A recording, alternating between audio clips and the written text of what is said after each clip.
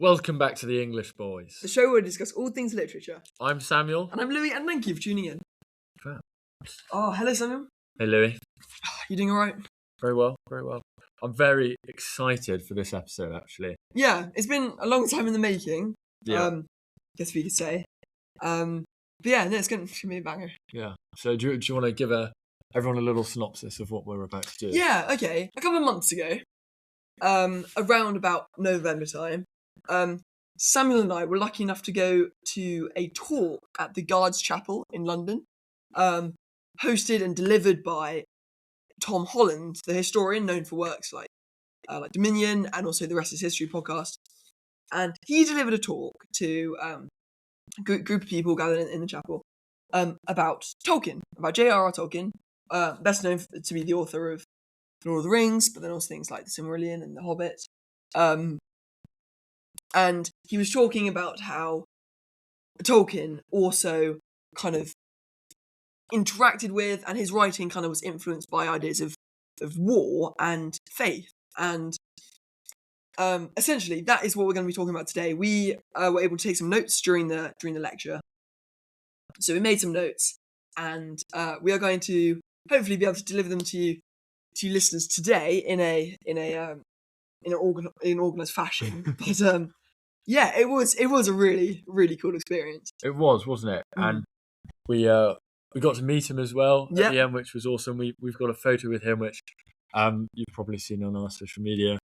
Yeah, it was a really, really good time and very insightful. Tom Holland was and is a extremely intelligent and well communicated man, and he was able to really get all his points across and give us. Look, I mean, looking back, he had pages and pages of notes, but he wasn't even looking at them. He just sort of glanced down and talked for 10 minutes. He was so engaged in the audience, and not once did I feel bored or anything. No. He just grabs you, and he spoke in such a compelling. It was quite a while ago now, but such a compelling way, and the whole experience was really, really special. Yeah. Brilliant. So should we dive in? Yeah, go on then. Do you want to start? Okay. So personage. So we're going to talk a little bit about Tolkien's background, but sort of less so his background, but more his mindset, his views on different things. So yeah, Mr. Holland highlighted from the offset that Tolkien was a man of great opinion, and he really, really enjoyed English architecture. And whilst we were in the Guards Chapel, Tom Holland used the analogy not the analogy, but the point of looking at the Guards Chapel, which is quite a neoclassical, modernist style of architecture. Half of it was blown up in the Second World War, and it's been rebuilt. Hence why it's sort of a neo-modernist type of architecture. But he was essentially saying that Tolkien would have hated the architecture of the chapel. So you can see from that example that he is a man of great opinion, of great thought, and he was a lover of history, and he was deeply connected to his faith in Jesus, and yeah, that definitely played a part in his novels and his life, which we'll get on to later. But yeah, do you want to continue on that? Yeah, I think that was kind of like the main point that Tom Holland kind of brought across of the ideas of history and Christianity, which had such a profound influence on Lord of the Rings especially. And as like fascinated history and as a British man, he liked he loved the monarchy and felt it provided identity and formality to the country. But in the same breath, Tolkien mistrusted authority and democracy in that they had both been overused in control. And I think this just builds the image of Tolkien being a very intellectual and very opinionated writer, when, as we said, it influences his works, influences his writing. And Mr. Holland was able to build such a vivid picture of who this man is through his thoughts and feelings and views, essentially. And so Tolkien really wanted to see the abolition of control, and he believed that God should have the overall control. So Tolkien, as we've kind of hinted at already, was a very strong Christian, and he wrote a lot of Christian works and things as well, commenting on God and Christianity. And I think because following Tom Holland's writing of Dominion, I feel he opened up a bit about his curiosity about religion that he's kind of come to possess through his writing of Dominion. And so he was quite curious about how Tolkien believed so strongly in a lot of things, but mainly the idea that God should be in overall control. And I think, by the way he's been, he was very passionate about that, and it was really Tolkien was, and it was really intriguing to hear. Yeah, and I think it's a viewpoint. As in Tolkien's viewpoint, it's interesting because at the time, many people, intellectuals and famous British people would have been looking to the government, to the king, for help, because Tolkien served in the First World War as an officer, and a lot of his writing was in and around the Second World War. Although he did stop some of his writing of, I think it was The Hobbit. We'll get on to that during the Second World War. But yeah, it's an interesting viewpoint that he sort of, like you said, defied all authority except divine authority, which isn't.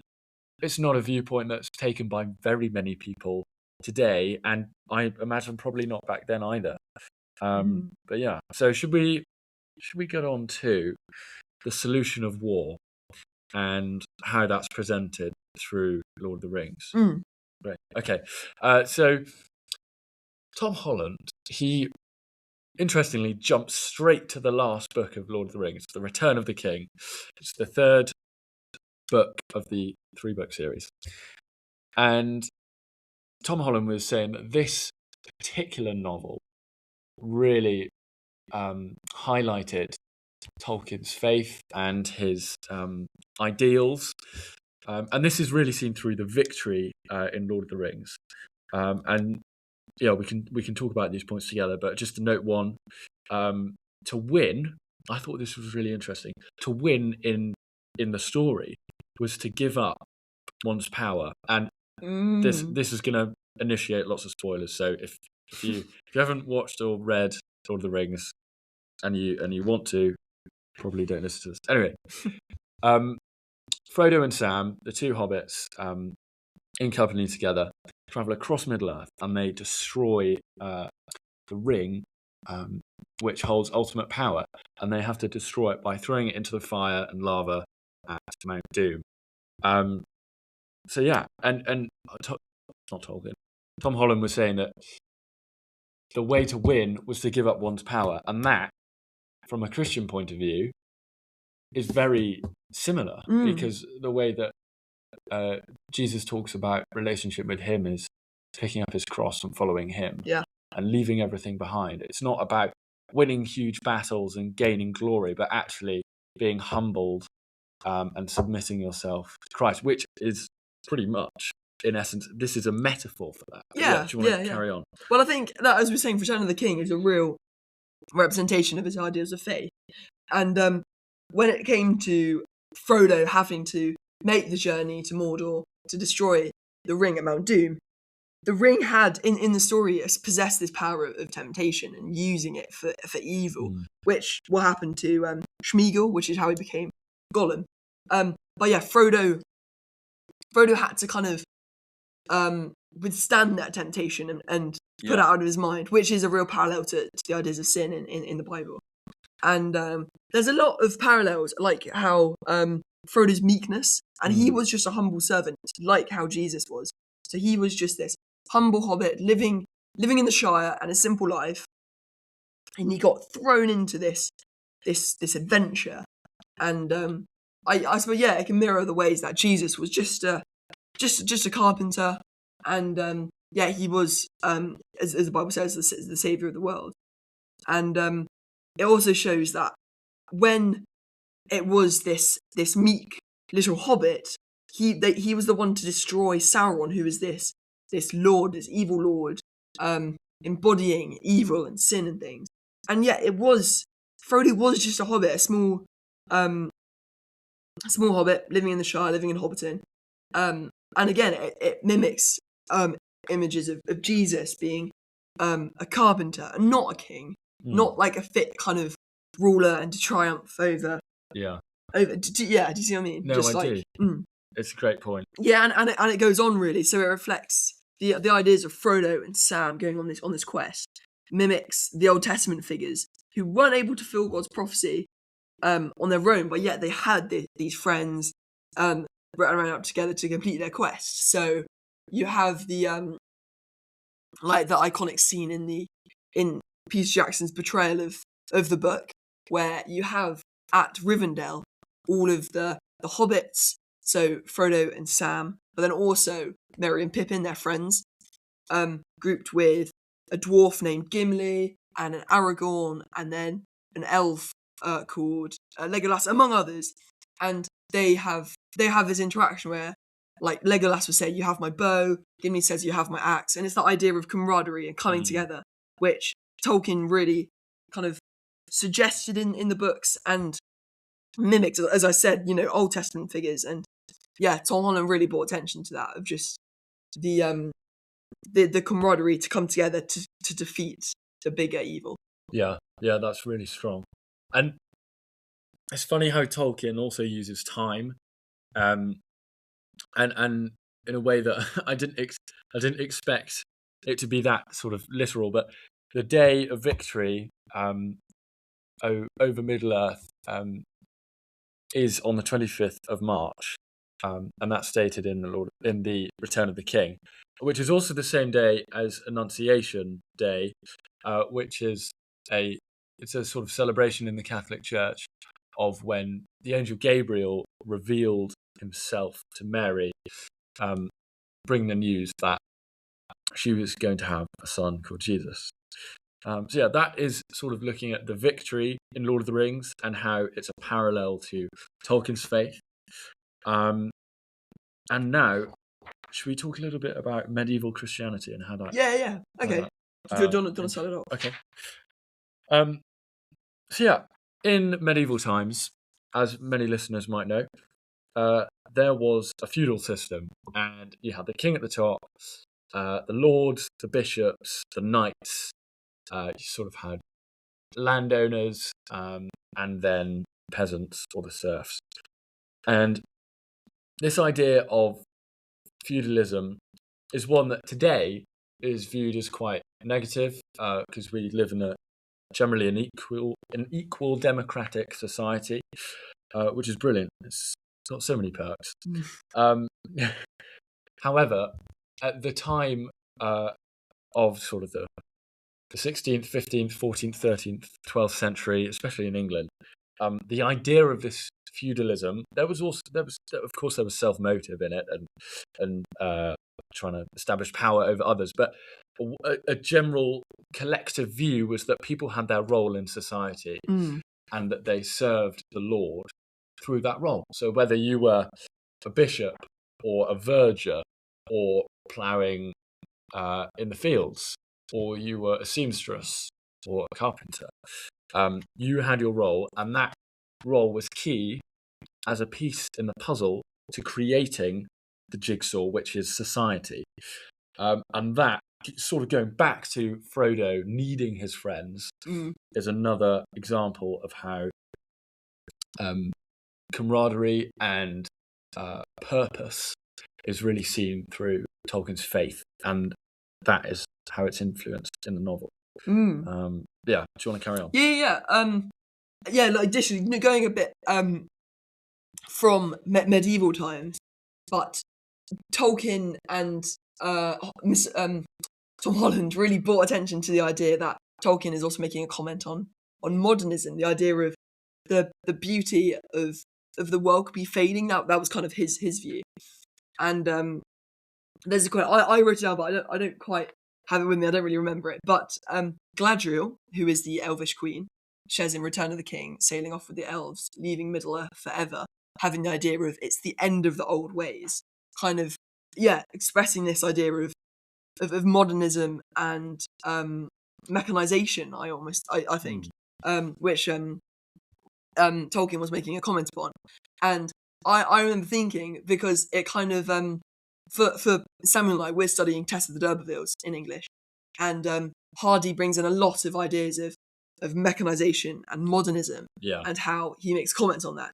And it's kind of a parallel between that too, because with the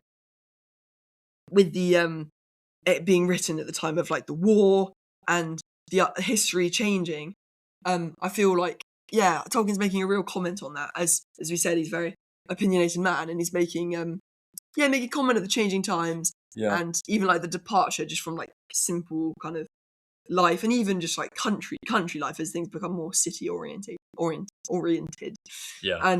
it even draws themes to T.S. Eliot's Wasteland. So it's kind of the image of Tolkien's kind of being like he's taking bits from history and even from literature, like with Hardy and Eliot, just taking things like that and amalgamating it into these opinions and these views inside Lord of the Rings. And I just think that's really interesting. It is, and going back to medieval stuff, Tom Holland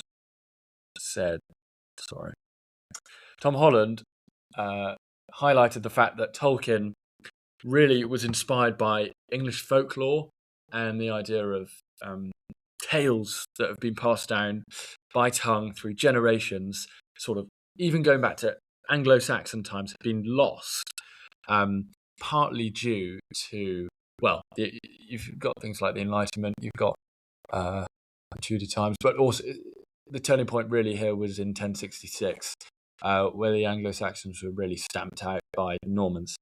So Tolkien was really keen about old English literature that went back way past 1,000 years, and this was sort of an inspiration for the world that he created.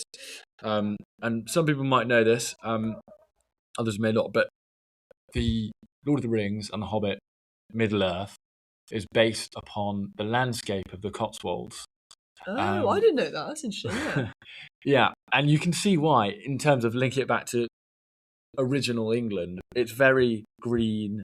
It's very seasonal. You can really see the seasons in the Cotswolds come around very perfectly. And I think that was a real element in what Tolkien was trying to do. Yeah, and I think, sorry, just briefly adding on to that. Go for it. I think these kind of florid descriptions of the countryside and English folklore and heritage and history with poetry and old tales and literature is contributing to the to this kind of counter to modernism, counter to mechanization, and kind of immortalizing the heritage of England as this. Simpler isn't the right term, but just like countryside oriented, and the rich kind of history in the past, which is not getting disregarded, but with modernism and mechanization, it's getting kind of pushed aside a bit and put into the past as the world is changing. And Tom Holland said this great quote, just saying it was one of the most impactful novels of all time, and I think that really cements Lord of the Rings and The Hobbit and etc. as really influential, really powerful, and really really historical. Just accounts from in the way that Tolkien writes.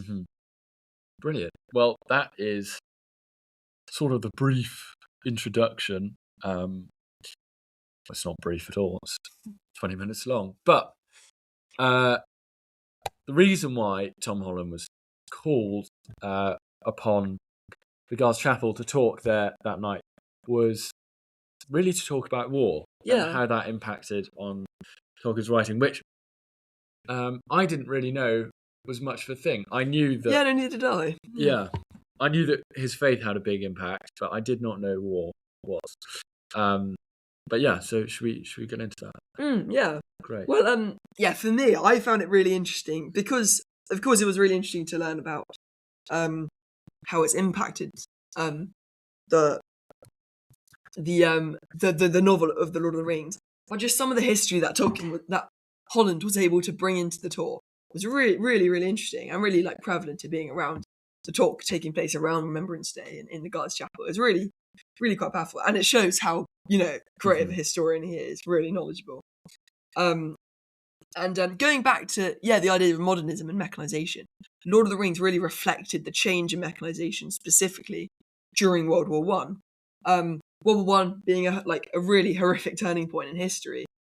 And as Samuel Athol mentioned, Tolkien was in the war. He faced Hitler on the other side of the Somme even, and so he was kind of in the nitty gritty of it. He was there firsthand, learning about those horrors, and he was able just to cram those into the Lord of the Rings, adding further levels and layers and depth to the novel. And this idea of mechanization, you had the tanks being introduced at the Somme, the Battle of the Somme, also air war with dogfights and planes and things, and they both really haunted him. And I guess he was able to, as Tom Holland said, take the his experiences and his kind of thing, those things that haunted him, that would just stay with him, and he was able to, I guess, let them into Lord of the Rings to add further depth to the to their own battles. You got Battle of Helm's Deep and things like that. But he was able just to add those layers, which I think is really, when you have a novel like that, it's so interesting to learn about those kind of things. It really is, yeah. And from a more positive point of view, from his experience in war, when Tolkien was injured in 1917, he was sent to hospital, and there's a theory that one of the Batmen, and it's not Batman like the superhero, unfortunately, but one of the hospital servants, that's what they were named, he became quite close with, and that is a theory for the inspiration of Samwise. And during this time in the hospital, he wrote the first poem that linked to Middle Earth, and that was called The Fall of Gondolin. And this was really seen by historians, still is, as the start of the world that Tolkien created. And this is, this is like 20, 25 years before he actually wrote The Hobbit. Yeah. Which is amazing, but it really does show how much of an academic Tolkien is, and how intelligent and intellectually curious he is. Yeah. And then one other thing to note about his experience in war is when Gollum, I think it's in the second book,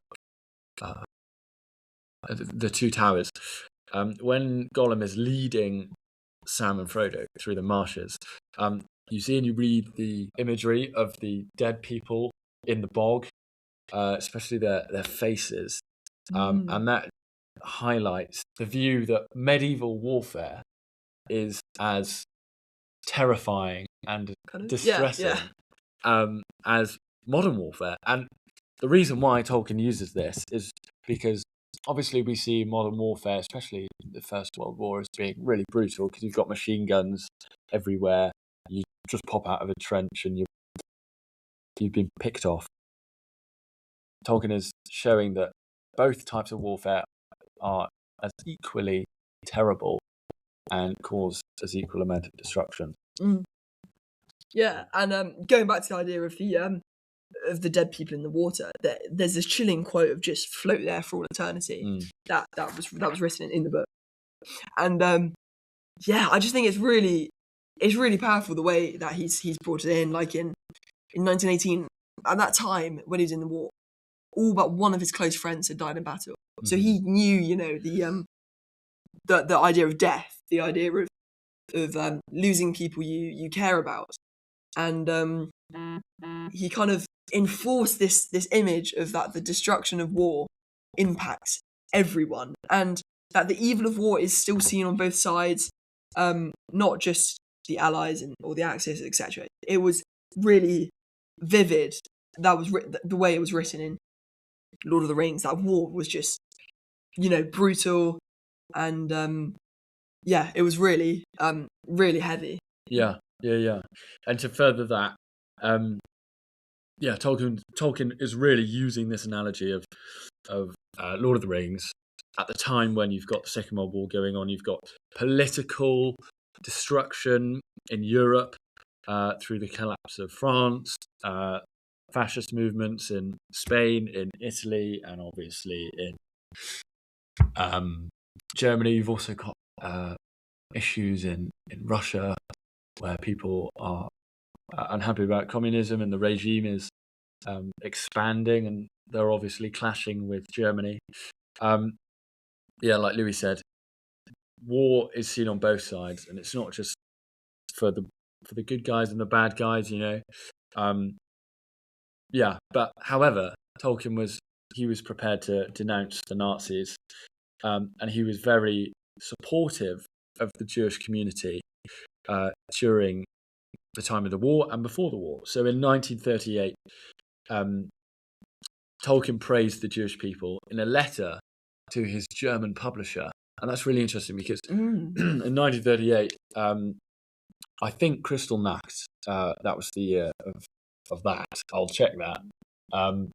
But yeah, so Jewish people have already been heavily oppressed by the Nazis, and Tolkien uses his German publisher as a public statement to support the Jewish people, going against the status quo within Germany, and really setting his views out straight, which is he wants peace. He doesn't want war or persecution whatsoever. And also, Tolkien uses the idea of Exodus through many of his academic writings that he did as a professor at Oxford. He uses the idea of Exodus as an analogy for the Jewish people, and that obviously links to their doctrine in the Old Testament or the Torah for them. And I think that really does emphasize he doesn't care what religion you have, where you're from. He just wants peace, and he views every single human as equals and as purposeful, and as he would say, children of God. Yeah, that's really beautiful. Yeah, and just kind of building on some of those dates, if you don't mind. So in 1940, he actually abandoned Lord of the Rings, but then a year later he started it again, and then in 1944 he stopped. But then ultimately in 1947 he finished the Lord of the Rings. So you can kind of show from was it 1917 when he was in hospital and when he wrote the first poem of the of Middle Earth, all the way to 1947. It shows how kind of this was so present in Tolkien's mind. He was thinking about this, and he was able to get it finished in 1947. 2 wars of writing it, and and then just a couple more facts, if you don't mind. Minas Tirith resembled Constantinople. And then the Return of the King was based off the Book of Revelation, and it's really powerful. These you've got, like you said, a historical analogy. You've got the Great Schism that happens in the early centuries of AD, and you've got Constantinople, which is then taken over by the Muslims, the Turkish, and is it Saladin? No, I think it is. Yeah. Anyway, through the Crusades, and I remember Tom Holland actually saying that the way Constantinople is or was before it was taken over by the Muslims was that it was really similar in its architecture and in the way the streets were constructed to Minas Tirith, and it's all about sort of the sweeping paths that go up and up around across the mountain, which is really cool. But and then a few more bits and bobs. Do you want to go for it? So Mordor, which is where Mount Doom was, where the quest was to destroy the ring, was this very kind of hellish battle landscape, which Tom Holland made a point that it was to resemble hell, and just quite extremely, but quite true. Just to stress how horrible and kind of dark this place is, and together World War One, as I said, and World War Two was present during the whole time he was writing this, and then as well as the Holocaust, just real life events, some of which he lived through, was really integral just to themes and even storylines and aspects of the Lord of the Rings. And it's just, it's really, really interesting that the parallels of religion and history that just kind of get amalgamated into this story. And he had this point of that evil is evil, and there's no sides to that, that's just how it is. So this kind of opinionated kind of persona that Holland brought across about Tolkien was those ideas that evil is evil, and that both sides experience atrocities, and that though what like the Nazis did was really, really wrong, he believed that the war in general and the conflict and things was the true evil. And that kind of points back to kind of biblical ideals that just of like the bigger evil and the bigger picture and things like that. And I mean that was just collectively only a small amount of what he said, and we didn't do him justice because the way he spoke was really, really impactful, really powerful. And that was just kind of like a taste of our experience from our lecture at the Guards Chapel. Brilliant. Thank you for listening. And we'll see you soon. See you soon. And check out our last episode on Hamlet at the National Theatre.